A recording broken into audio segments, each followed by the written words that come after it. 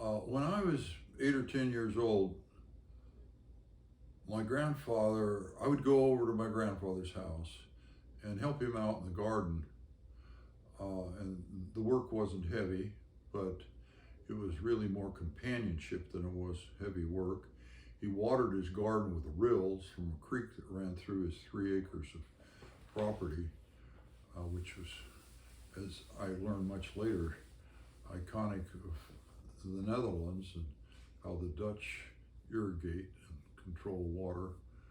But we'd go out and work in the garden together, and then we'd come in and have a nice lunch that grandfather's third wife, an American Indian woman named Maggie Howell Underwood, she'd make us a nice lunch and we'd eat, and then we'd go in and sit down. He'd sit down in his rocker and I'd sit in a chair nearby, and he would talk, tell me things.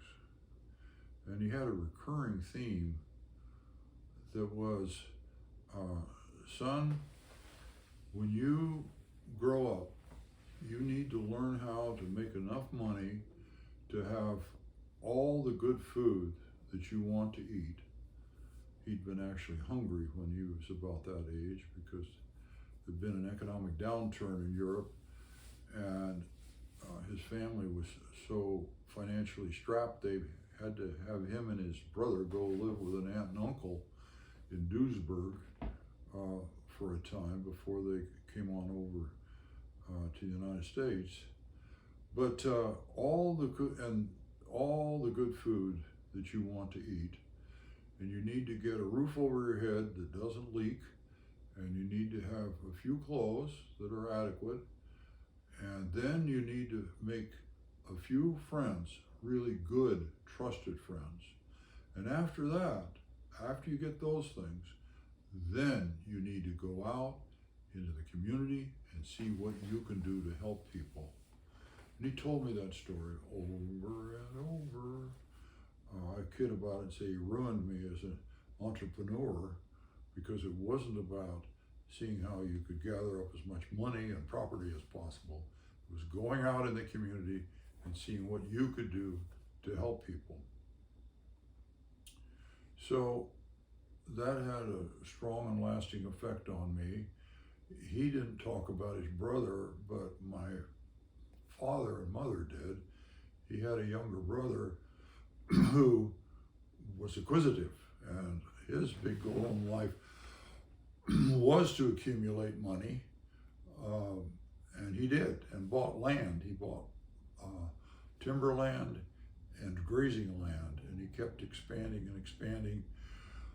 I'm sorry. By the time he was 18 years, by the time he died, he, I was told, had 18,000 acres of pasture land that he owned and timberland, but he also leased a lot more from the federal government to run cattle on.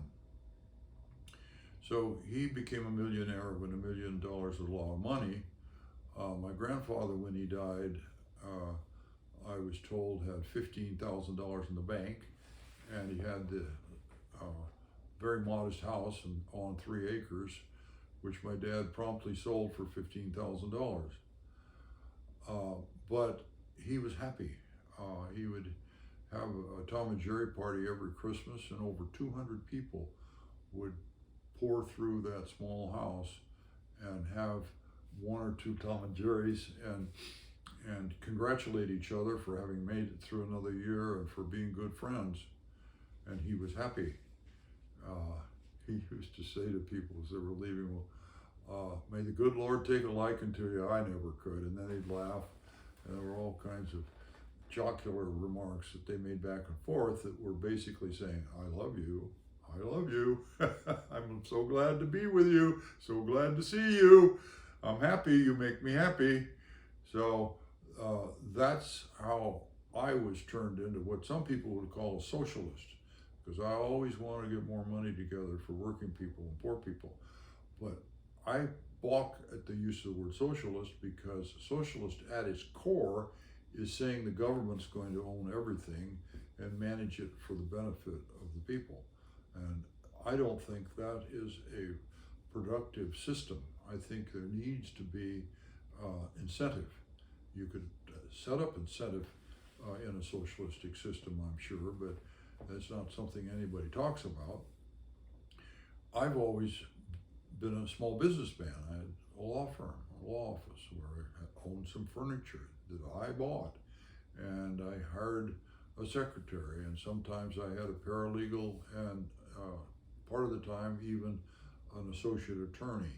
And so I was getting enough money together to pay the overhead, and then I got to have the benefit of the money that was left over.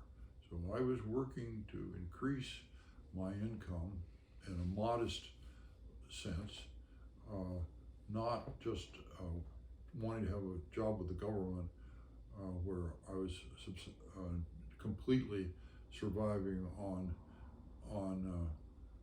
government money, salary. So I don't think of myself as a socialist, but I certainly think we need to tax people that have a lot and use that money to benefit those who have a lot less. And my people ask me, well, what's going on? Why are people so upset? And why do the Republicans want to do away with the Affordable Care Act and blah, blah.